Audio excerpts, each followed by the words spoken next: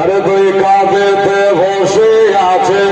আরে হোসেন হাসান ধীরে ধীরে চলে নবী ঈদগাহর ময়দান জুড়ে বলেন আরে দুই কাঁধেতে বসে আছে আরে হোসেন হাসান ধীরে ধীরে চলে নবী ঈদগাহর ময়দান আরে কাল সকালে ঈদের নামাজ হবে মাঝলনি এখনো কি নতুন পোশাক কেনা মদের হয়নি জোরে বলেন আরে কাল সকালে ঈদের নামাজ হবে মাঝলনি এখনো কি নতুন পোশাক কেনা মদের হয়নি আরে জান্নাতের আলে মা ফাতেমা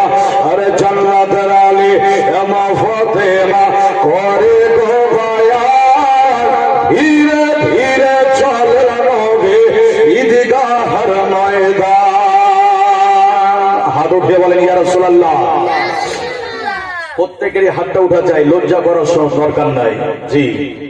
অন্য কোনো জায়গাতে লজ্জা করিয়ে কিন্তু নবী আল্লাহ রসুলের মাধ্যমে লজ্জা করলে হবে না হাত উঠে বলেন ইয়া রাসূলুল্লাহ আগামীকালকে হাজরাত আর বলবে না যে এখানে কেউ কিছু বলেনি আশা করছি এটা ভাইরাস দূর হয়েছে যেটা বলে ধীরে ধীরে চলে নবী ঈদগাহর ময়দান পিতা আমার শের খোদা মাতা জান্নাতের আলী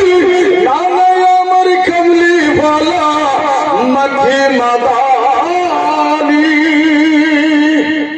पिता अमर शेर खुदा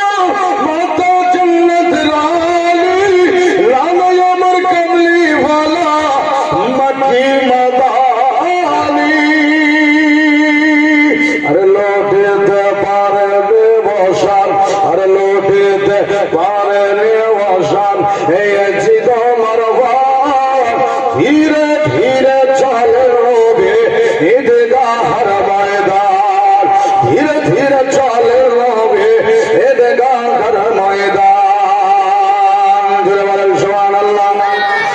ওরাত নবী তওবা করে মিটবে কি মনের আশা আর তিন দিন কেন শত দিন রে রয়ে পড়ে পিপাসা আরেকবার বলেন জি আজকে যার যে শহীদে আজমের জন্য আজকে আমরা সহি সালামত আছি সে তারই নাম হচ্ছে ইমামে হাসান ও হুসাইন জোরে বলেন সুবহানাল্লাহ আরেকবার বলেন সুবহানাল্লাহ।